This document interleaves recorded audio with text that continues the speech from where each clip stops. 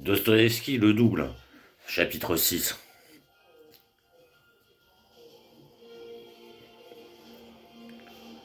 Le lendemain, à 8 heures précises, M. Goliathkin reprit conscience dans son lit. À la seconde, toutes les choses extraordinaires de la veille et toute cette nuit invraisemblable, frénétique, avec ses aventures presque impossibles, lui revinrent d'un coup, soudain, avec tous leurs effroyables détails, à l'imagination et à la mémoire.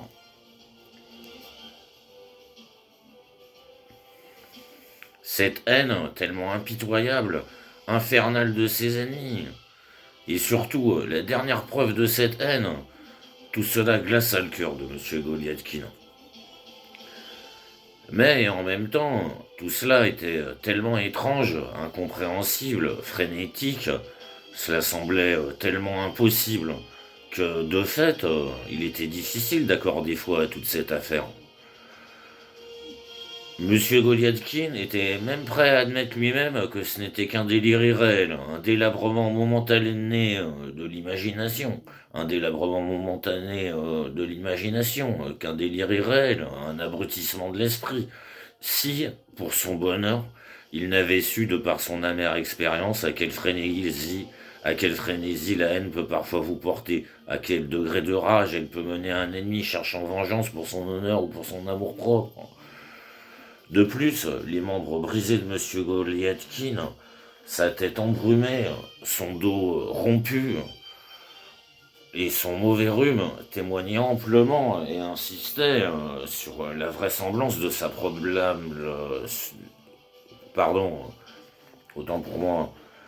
De plus, les membres brisés de M. Goliathkin, sa tête embrumée, son dos rompu et son mauvais rhume témoignaient amplement et insistaient sur la vraisemblance de sa promenade nocturne de la veille, et donc aussi d'un peu tout ce qui lui était arrivé pendant cette promenade.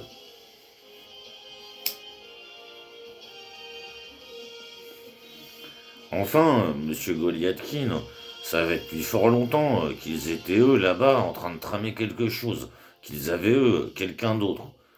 Et quoi? À y réfléchir mieux, M. Goliathkin décida de garder le silence, de se soumettre et de ne pas protester contre cette affaire jusqu'au moment venu.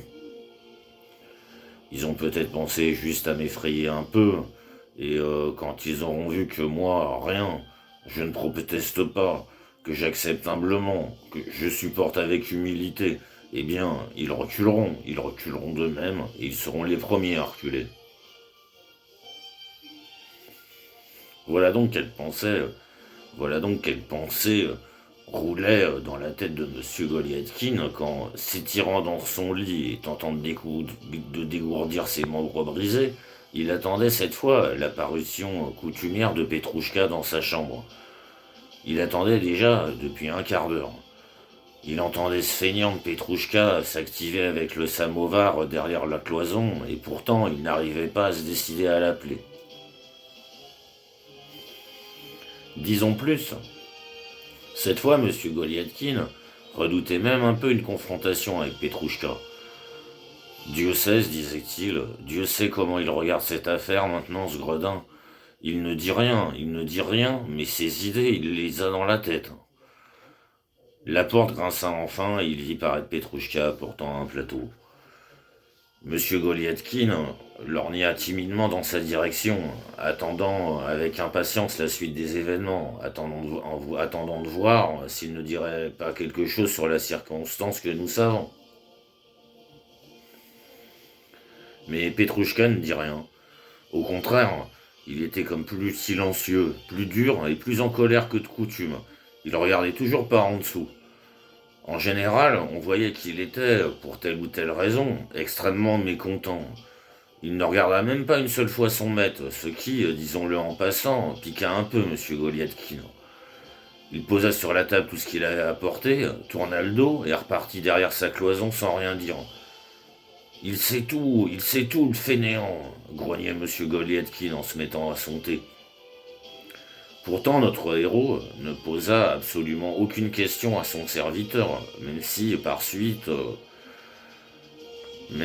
la suite, Petrouchka réapparut plusieurs fois dans la chambre à la recherche de telle ou telle chose. Monsieur Goliathkin se trouvait dans une angoisse des plus grandes. C'était aussi une horreur que de se rendre au département. Il y avait un grand pressentiment que c'était là précisément que quelque chose clochait. Parce qu'on y va, se disait-il, et si on tombe sur quelque chose, ce ne serait pas mieux d'avoir un peu de patience. Ce ne serait pas mieux d'attendre un peu maintenant. Eux, ils sont là-bas, qu'ils fassent ce qu'ils veulent. Moi, aujourd'hui, j'attendrai ici. J'attendrai ici. J'attendrai ici. Moi, aujourd'hui, j'attendrai ici. Je reprendrai mes forces. Je me remettrai. Je réfléchirai mieux à toute cette affaire. Et puis après, je trouverai une minute. Et ce serait pour eux tous comme un orage dans le ciel bleu. Alors que moi, frais comme l'œil.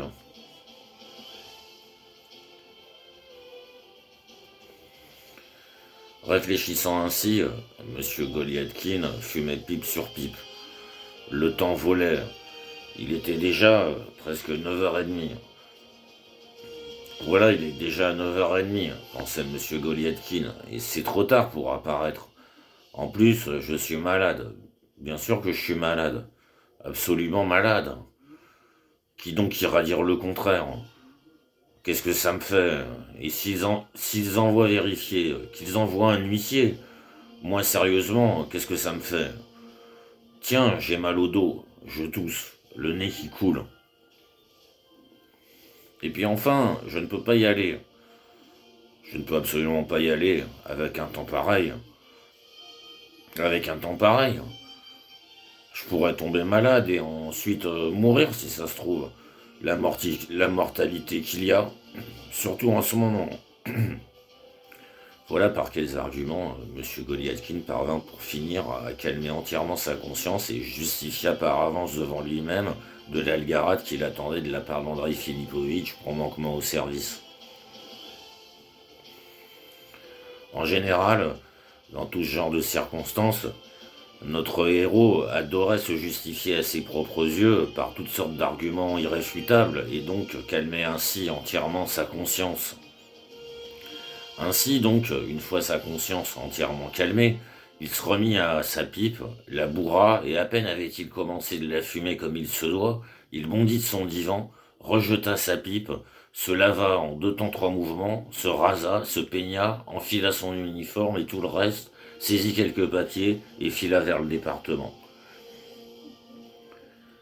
C'est avec timidité que M. Goliathkin entra dans sa section, dans l'attente tremblante de quelque chose de très vilain. Une attente certes inconsciente, obscure, mais en même temps désagréable. C'est avec timidité qu'il s'assit à sa place réservée, auprès de son chef de bureau, Anton Antonovitch Setochkin.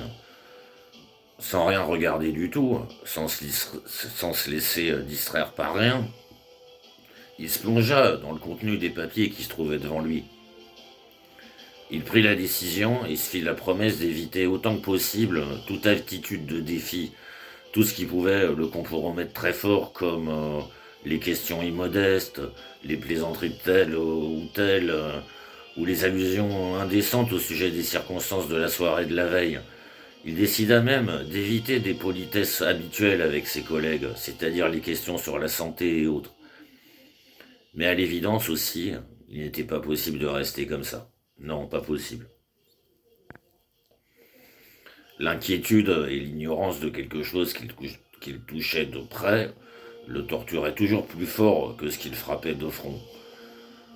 Et voilà pourquoi, malgré la promesse qu'il s'était faite de n'entrer dans rien de ce qui aurait pu se faire et d'éviter tout ce qui pouvait se passer, M. Goliathkin, de loin en loin, en cachette, tout doux, relevait la tête et sans se faire remarquer, lançait des regards vers la droite, vers la gauche, lorgnait les visages de ses collègues, et rien qu'à ces visages, il essayait déjà de conclure s'il y avait quelque chose de nouveau et de particulier, quelque chose qu'on serait venu à lui cacher dans des buts peu louables. Il supposait un lien nécessaire entre toute la circonstance de la veille et ce qui l'entourait en ce moment. En fin de compte, dans son angoisse, il commença à vouloir que même d'une façon ou d'une autre, les choses se résolvent le plus vite possible, fût-ce par un malheur quelconque. Tant pis. Et là, quel tour le destin joua-t-il à monsieur Goliathkin? À peine avait-il eu ce désir que ses doutes se résolurent soudain et de la façon la plus étrange et la plus inattendue. Soudain, la porte de l'autre pièce grinça d'une voix douce et timide, comme pour montrer que la personne qui entrait était tout à fait insignifiante, et une silhouette du reste parfaitement connue de M. Goliathkin apparut timidement devant la table précise à laquelle se trouvait notre héros. Notre héros ne releva pas la tête. Non, il ne regarda cette silhouette qu'une seconde, coup d'œil le plus bref. Mais il la reconnut tout de suite. Il comprit tout, jusqu'au moindre détail.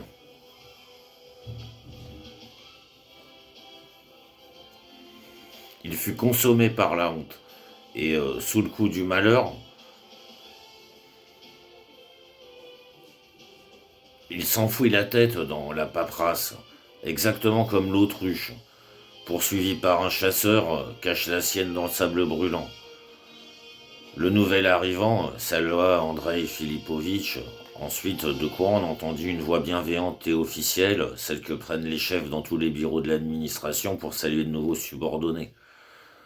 Tenez, asseyez-vous là, prononça Andrei Filipovitch, indiquant au petit nouveau la table d'Anton Antonovitch, ici en face de monsieur Goliathkin. De l'ouvrage, nous vous en trouverons tout de suite. Andrei Filipovitch conclut en adressant au nouvel arrivant un bref geste d'encouragement empreint de bienséance.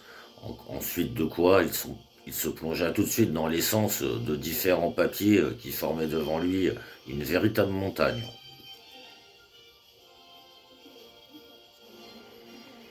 Monsieur Goliathkin releva enfin les yeux, et s'il ne s'évanouit pas, ce fut uniquement parce que toute cette affaire, il l'avait entièrement pressentie. Il avait déjà été prévenu de tout ça, il avait deviné au fond de l'âme qui était ce nouvel arrivant. Le premier mouvement de M. Goliathkin fut de très vite regarder autour de lui, voir s'il n'y avait pas de murmure, si un quelconque humour de plumitif ne tombait pas sur ce compte-là, si le visage de personne n'était saisi par la surprise, si personne, enfin, sous l'effet de la panique, n'était tombé sous une table. Mais à la grande surprise de M. Goliathkin, il ne vit sur personne rien de semblable. La conduite de messieurs les collègues et camarades de travail de M. Goliathkin le sidéra. Cela semblait échapper à tout bon sens. M. Goliathkin fut même affolé par un silence pareil. C'est la réalité qui parlait pour elle-même. L'affaire était étrange, monstrueuse, frénétique. Il y avait de quoi se remuer. Tout ça, évidemment, tout cela, évidemment, ne fit que filer comme un éclair dans la tête de M. Goliathkin. Lui-même, il était sur des charbons ardents. Il y avait de quoi, du reste.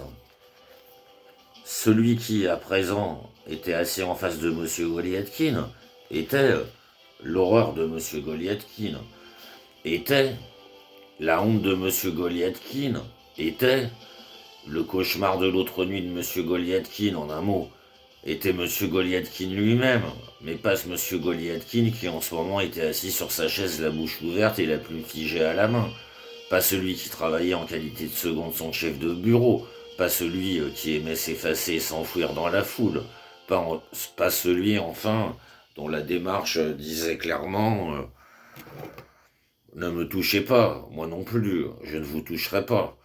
Ou bien ne me touchez pas, moi je ne vous ai pas touché. Non, c'était un autre monsieur Goliathkin, un autre absolument, mais en même temps un monsieur Goliathkin qui ressemblait point par point au premier. La même taille, la même conformation, habillé comme lui, la même calvitie. En un mot, rien, absolument rien n'était oublié pour une ressemblance complète, de telle sorte qu'à les prendre et à les mettre côte à côte, personne, absolument personne n'aurait pu prendre sur lui de définir lequel au fond était le vrai Goliathkin et lequel était le faux, lequel était le vieux et lequel le tout nouveau, lequel était l'original et lequel la copie. Notre héros, s'il est possible de faire une comparaison, se trouvait à ce moment dans la situation d'un homme victime d'un farceur qui dirigerait sur lui pour s'amuser et en cachette un verre réfléchissant. Qu'est-ce que c'est? C'est un rêve, oui ou non? Se demandait-il. C'est la réalité ou c'est la suite d'hier? Mais comment? Mais de quel droit est-ce que tout ça se fait? Qui a autorisé un fonctionnaire pareil? Qui a donné un droit pour ça? Je dors? Je rêve? Monsieur Goliathkin essaya de se pincer tout seul. Il essaya même, sans qu'on le remarque, de pincer quelqu'un d'autre. Non, ce n'était pas un rêve, un point c'est tout. Monsieur Goliathkin sentit qu'il suait à grosses gouttes, qu'il lui arrivait quelque chose d'invraisemblable et d'encore jamais vu. Et en vertu de cela, pour couronner le tout, de malséant, car Monsieur Goliathkin comprenait et ressentait tout le désavantage qu'il y avait dans cette affaire ignominieuse à être le premier exemple. Il commença même enfin à douter de son existence propre, et même s'il était par avance prêt à tout, et s'il voulait lui-même que ses doutes se résolvent d'une façon ou d'une autre, l'essence même de la circonstance était au moins digne de surprise. L'angoisse l'oppressait et le torturait. Par instants, il perdait complètement et le sens et la mémoire. Quand il revenait à lui après de tels instants, il remarquait qu'il menait la plume sur le papier d'un geste machinal et inconscient. Se défiant de lui-même, il se mettait à vérifier ce qu'il venait d'écrire et ne comprenait rien. Finalement, l'autre monsieur Goliathkin, qui jusqu'alors était resté tranquille et respectueux, se leva et disparut par la porte de la section voisine pour une affaire quelconque. Monsieur Goliathkin regarda autour de lui. Rien, tout était calme. On entendait que le grincement des plumes, le bruit des feuilles qu'on tournait et les conversations dans les recoins les plus éloignés du siège d'Andrei Filipovitch. Monsieur Goliathkin lança un regard en direction d'Anton Antonovitch et comme selon toute vraisemblance l'apparence de notre héros correspondait à sa réalité et se trouvait en harmonie avec tout le sens de l'affaire, et donc d'une certaine façon devait être parfaitement remarquable, le brave Anton Antonovitch, posant la plume, s'enquit de la santé de M. Goliathkin avec une sorte de sympathie hors du commun. Moi, Anton Antonovitch, Dieu soit loué, marmonna en bafouillant M. Goliathkin. Je me sens parfaitement bien, Anton Antonovitch. Moi, non. Rien en ce moment, ajouta-t-il d'un air indécis, sans trop se fier à Anton Antonovitch, le si souvent nommé. Ah, il m'avait semblé que vous ne vous sentiez pas bien. Du reste, c'est bien compréhensible. Quoi d'étonnant. En ce moment, en plus, ces vents néfastes, vous savez. Oui, Anton Antonovitch, je sais qu'ils existent, ces vents néfastes. Moi, Anton Antonovitch, ce n'est pas pour ça, poursuivait M. Goliathkin, scrutant fixement Anton Antonovitch. Je ne sais même pas, voyez-vous, Anton Antonovitch, c'est-à-dire comment vous le dire, par quel côté la prendre, cette affaire, Anton Antonovitch. Pardon, je vous... savez-vous, je vous avouerai, c'est comme si je ne vous comprenais pas très bien. Vous savez, expliquez-vous d'une façon plus précise, de quel point de vue vous éprouvez une difficulté ici, dit Anton Antonovitch, avec lui-même une certaine difficulté, et voyant que M. Goliathkin avait même cette fois les larmes aux yeux. Moi, vraiment, ici, Anton Antonovitch, je suis fonctionnaire ici, Anton Antonovitch. Mais oui, je ne saisis toujours pas. Je veux dire, Anton Antonovitch, qu'un nouveau fonctionnaire vient d'entrer dans le service. Mais oui, un homonyme à vous. Comment s'écria M. Goliathkin. Je dis votre homonyme, lui aussi un Goliathkin. Ce ne serait pas votre frère.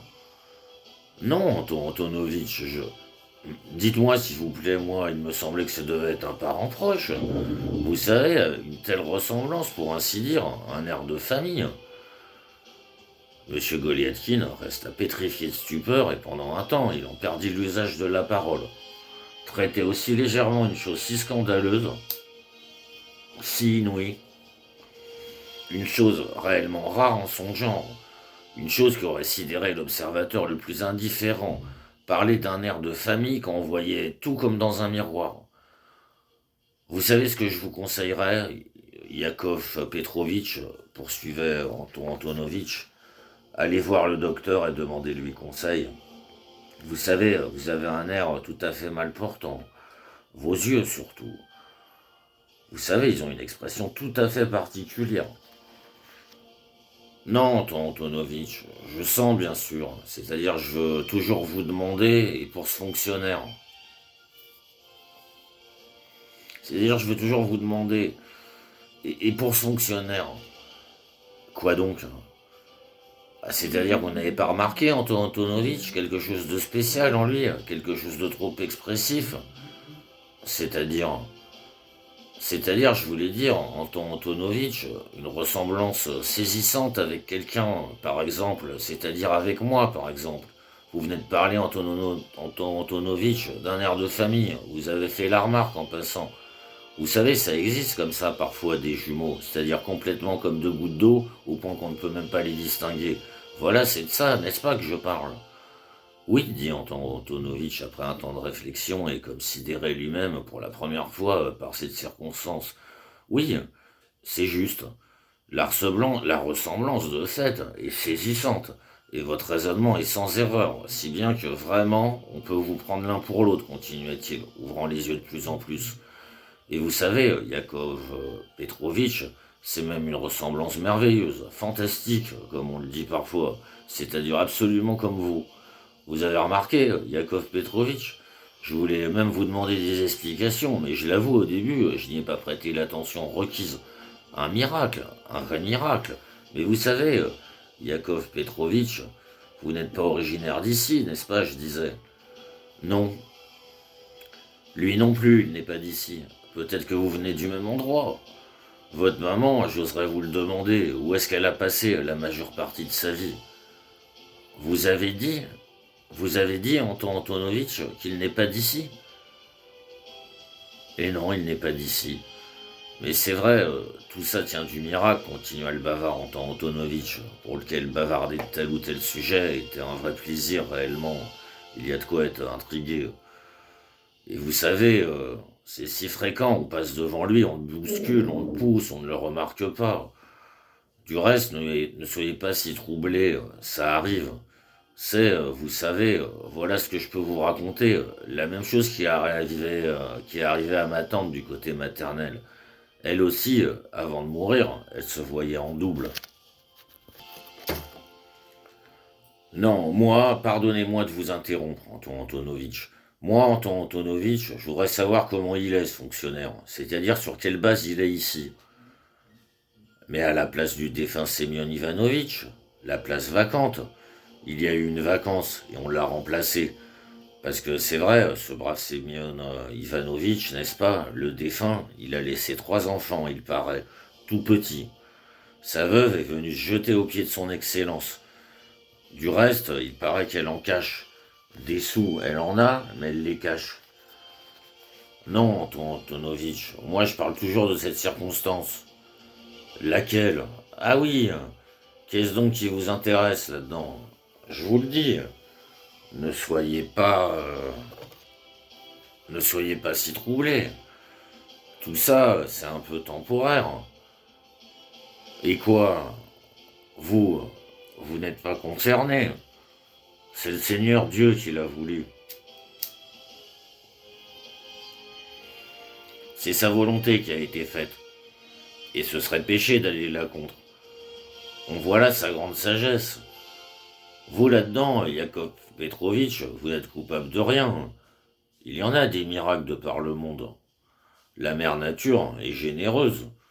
Vous, on ne vous demandera pas d'en répondre. Ce n'est pas à vous de répondre de ça. Parce que, tenez, par exemple, puisqu'on y est, Vous avez entendu parler, j'espère, comment là, est-ce que ça s'appelle? Les frères siamois, ils ont le dos collé, ils vivent comme ça, ils mangent et ils dorment ensemble.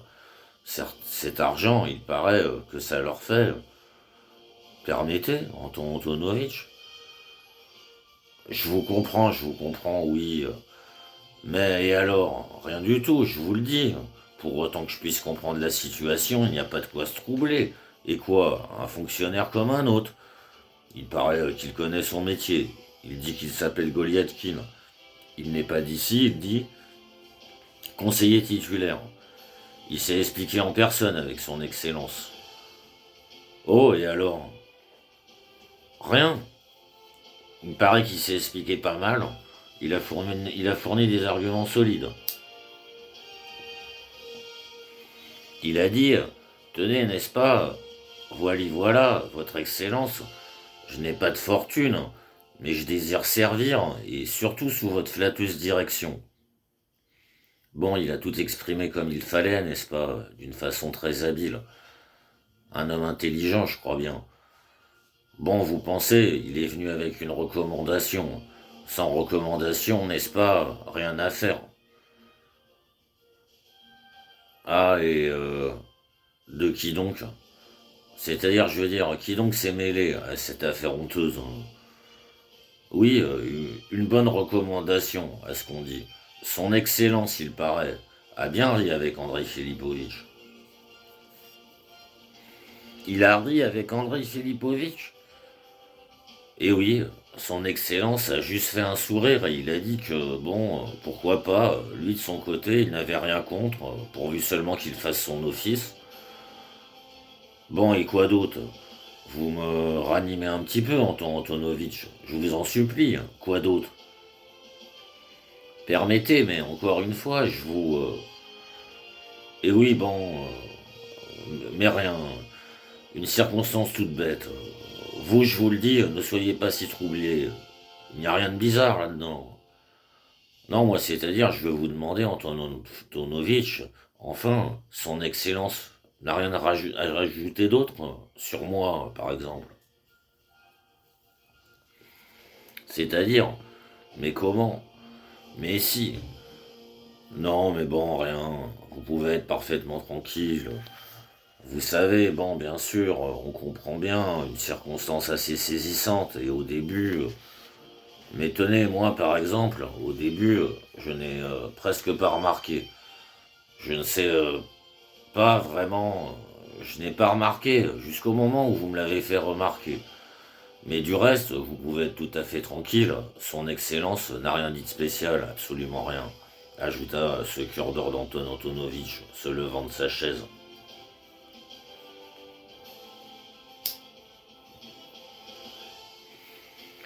Eh bien, moi, Anton Antonovitch,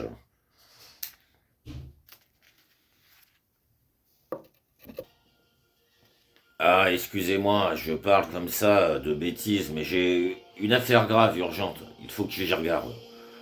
Anton Antonovitch, fit la voix d'Andrei Filipovitch, appelant avec une grande déférence. Son Excellence vous demande. J'arrive, Andrei Filipovitch, j'arrive tout de suite. Et Anton Antonovitch, saisissant une masse de papier, se précipita d'abord chez Andrei Filipovitch, puis dans le bureau de son Excellence. Mais comment ça se fait se demandait M. Goliathkin. Alors c'est ça le jeu que nous menons. Alors c'est ça le vent qui souffle chez nous. Ce n'est pas mal. Les choses donc, alors, elles ont pris une tournure, mais des plus sympathiques, se disait notre héros qui se frottait les mains et il ne sentait plus sa chaise sous l'effet de la joie. Et donc, notre affaire, c'est une affaire banale. Tout se termine, comme ça, par des riens, c'est pas rien que ça se résout. C'est vrai, personne et rien, et pas un geste. Les bandits, ils restent là, ils s'occupent de leurs affaires. Bravo, moi, je l'aime bien, le brave homme. Je l'ai toujours aimé et je suis prêt au respect. D'ailleurs, n'empêche aussi, quand on y pense, c'est Anton Antonovitch, n'est-ce pas? Ça fait peur de se confier. Les cheveux trop blancs et puis gâteux à force. L'affaire la meilleure du reste et la plus énorme. L'affaire la meilleure du reste, et la plus énorme, c'est que son excellence n'a rien dit, qu'il a laissé passer tout ça, comme ça. Ça, c'est très bien. J'approuve. Seulement, de quoi est-ce qu'il vient se mêler, Andrei Filipovitch, avec ses petits rires? Lui, qu'est-ce que ça peut lui faire? Le vieux nœud coulant, le vieux nœud coulant. Toujours sur ma route, toujours comme un chat noir qui cherche à traverser devant vous, toujours en travers et pour vous faire du tort, pour vous faire du tort, toujours et en travers. Monsieur Golgatkin lança un nouveau regard autour de lui et de nouveau reprit un peu espoir. Il sentait bien du reste qu'il y avait une pensée lointaine qui le troublait, une espèce de pensée pas bien. Il lui vint même à l'esprit, d'une façon ou d'une autre, de se mêler aux fonctionnaires, de courir, prendre les devants, comme un lièvre même, d'une façon ou d'une autre à la sortie du bureau, ou bien en approchant comme ça, soi-disant pour le travail, dans la conversation, et de se faire et de faire une allusion. Et de faire une allusion comme quoi, n'est-ce pas, messieurs, voilà, c'est une ressemblance réellement saisissante, une circonstance étrange, une comédie de bas étage. C'est-à-dire de se moquer un peu plus lui-même de tout cela et de sonder ainsi la profondeur du danger. Parce que le diable, c'est dans la mare qu'il veille, conclut mentalement notre héros. Du reste, M. Goliathkin ne fit que le penser. Il eut le temps de changer d'idée. Il comprit que c'était allé trop loin. Non mais ta nature, toi alors, se dit-il à lui-même en se donnant une petite pichenette sur le front. Tout de suite le grand jeu, et il est content. Une âme juste, tiens. Non, le mieux, c'est qu'on supporte, toi et moi, Yakov Petrovitch. On attend un peu, et on supporte. Néanmoins, comme nous l'avons déjà dit, M. Goliathkin se ranima d'une pleine espérance, comme s'il venait de ressusciter d'entre les morts. Ce n'est rien, se disait-il, c'est comme une tonne en moins sur la poitrine. En voilà une de circonstance. Or, le coffret s'ouvrait tout simplement. Krylov, il avait raison, Krylov. Une tête, un génie, ce Krylov. Et un grand fabuliste. Et quoi qu'au fond, qu'il travaille ici tant que ça lui chante, pourvu qu'il ne dérange personne et qu'il ne touche personne, qu'il travaille, je suis d'accord, j'approuve et je suis pour. Or, les heures passaient, volaient, et 4 heures sonnèrent sans qu'on le remarquât.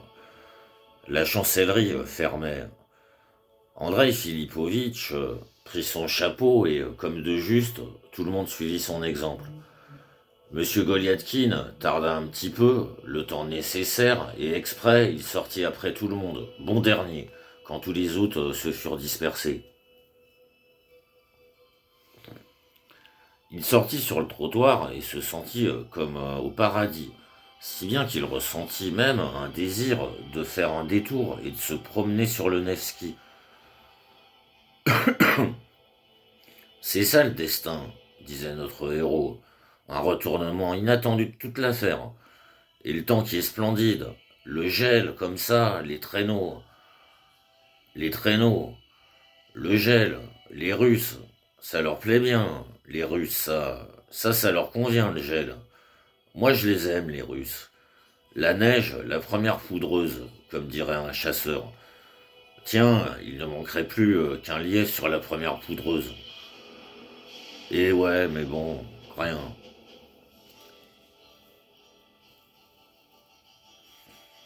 Ainsi s'exprimait l'enthousiasme de M. Goliathkin, et pourtant il y avait toujours quelque chose qui le chatouillait au fond de la tête. Pas une angoisse, non, mais parfois ça lui gênait tellement dans le cœur que M. Goliathkin ne savait pas comment se consoler. Du reste, attendons encore le jour, et là nous pourrons nous réjouir. Mais du reste, qu'est-ce que c'est que ça? Bon, on va réfléchir, on va y regarder. Allez, réfléchissons, mon jeune ami. Allez, réfléchissons. Bon, un homme comme toi, pareil. D'abord un homme absolument pareil. Bon, et alors, s'il existe cet homme-là, est-ce que c'est à moi de pleurer? À moi? Moi, je n'y suis pour rien. Moi je siffle, un point c'est tout. Tant qu'on y est, un point c'est tout. Qu'il y reste au travail. Bon, un miracle, hein, et l'étrangeté. Qu'ils disent, eux, les frères siamois. Bon, mais pourquoi faire les siamois? Supposons, c'est des jumeaux, mais il y a eu aussi des grands hommes parfois qui avaient l'air toqués.